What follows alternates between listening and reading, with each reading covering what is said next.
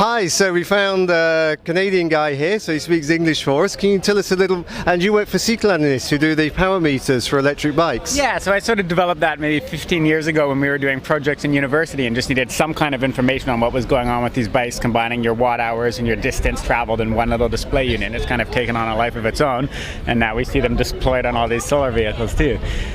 Can you tell us a little bit about your bike? It seems to be a push-me-pull-you type bike. Push-me-pull. We call it a back-to-back tandem recumbent bicycle. Okay. So this here, full explanation, is a back-to-back tandem rowing/cycle bike, solar-assisted, and it's kind of everything I would ever want in a bicycle to travel with my partner with. So the person facing the front of the trike is in charge. They're controlling the bike. They have the steering controls, and they're using a normal pedal system. And the rear-facing person is actually on a rowing setup. So okay.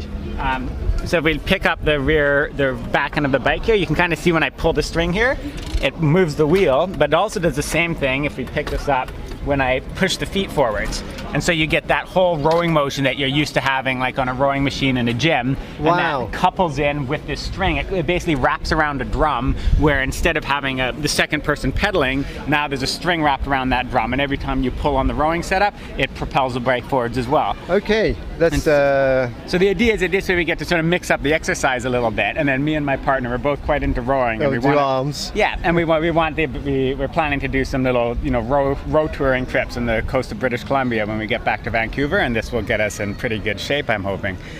And you can tilt the panels, is that to get maximum sunlight? Yeah, precisely. And so the point of these tilting, if you come over here, if you look at the structure of the panels, you'll see that it's actually on a curved metal surface there. So when we tilt the panels, it's not only tilting for sun, it's also shifting it sideways, so that while we're seated, we're always in full shade. And for me, I'm a fair-skinned person like you, and so for this sun trip coming on now, I was worried I was just going to get completely cooked in the sun. Roasted. And this way we can do most of our travels in full solar shade as well.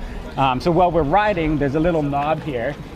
So we both have to coordinate, but I loosen that turn knob, and then we can just roll the roof to the angle we want, and then reach up and tighten it. And because she at the front, because it's not a bicycle, it's easy to ride it one-handed. So we can reach up with one hand, I can stop rowing. We can do this well without even slowing down or stopping, and then bring the panel angles to give us shade. And you'll see a lot of the other solar trikes here, they also have various tilting structures. Probably about half, maybe a third of them have a tilting system.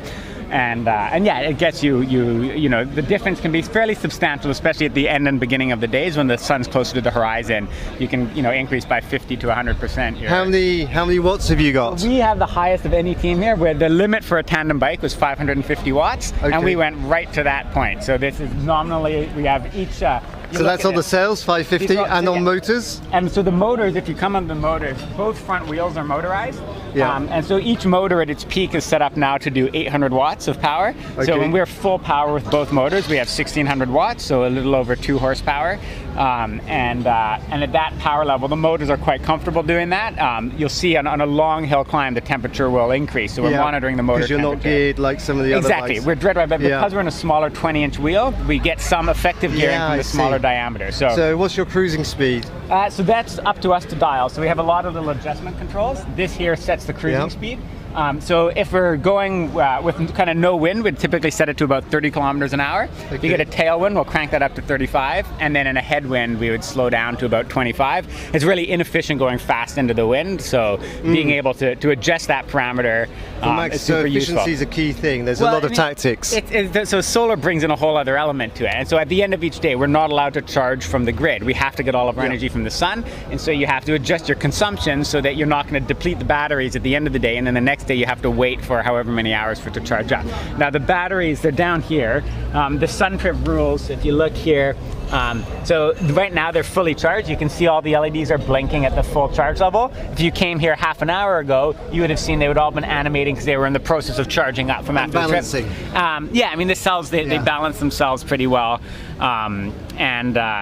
So the batteries, we have about 1 kilowatt hour of battery energy, which would get us on this bike maybe 70 kilometers of range, but we're planning to do 200 kilometers a day on average. So you're pedaling as well. We're pedaling as well, but we can't count, we have to count on all the electrical energy coming from the sun. And this is for emergency assistance, I guess? Not really. I mean, it's there it's for a that, but spot, yeah. they've installed a spot on every bike to so that track. they can track, so they can look at a map. Cool. I'm not sure what the website is, but they should eventually have a link to that from the Suntrip website, and then you can see where everyone's at. So everyone gets to choose their own route on this trip. It's not a predefined thing with checkpoints along the way. Without the competitors here, what are you favouring, north or south routes? Oh, well, we're one of 3 people taking a southern route, Okay. and that's because if you look at the set of flags, we're not actually going to make it to China. We have a time limit, so I have to fly back to Vancouver at the end of July. Okay.